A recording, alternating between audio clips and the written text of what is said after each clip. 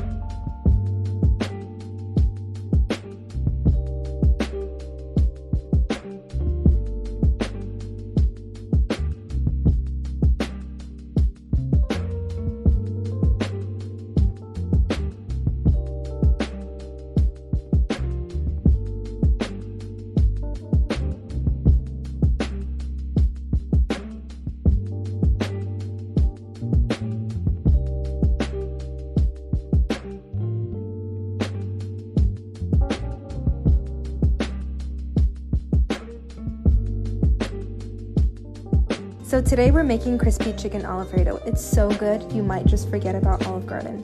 First step is to cook our pasta until al dente. Then we add a drizzle of olive oil to prevent sticking.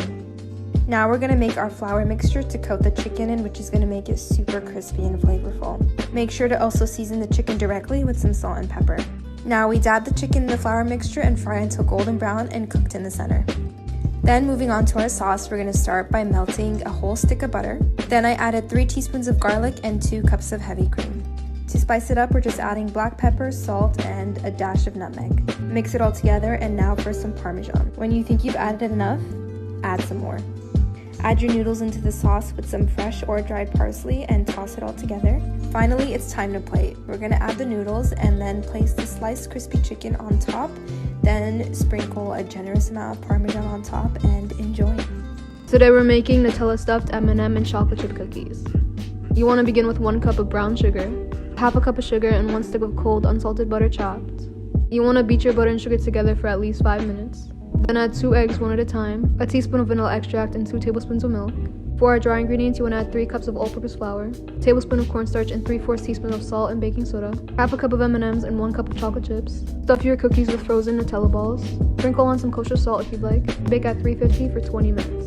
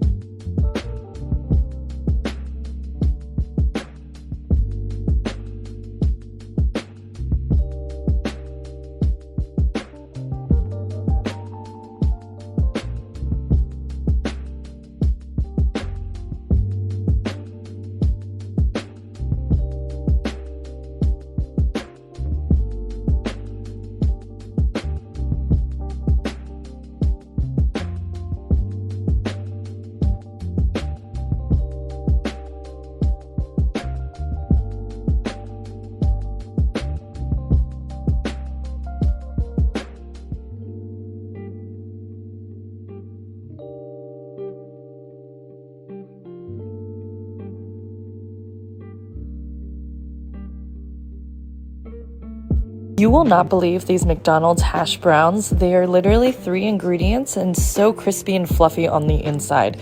So the first thing I did was I used russet potatoes and I peeled 2 for my recipe.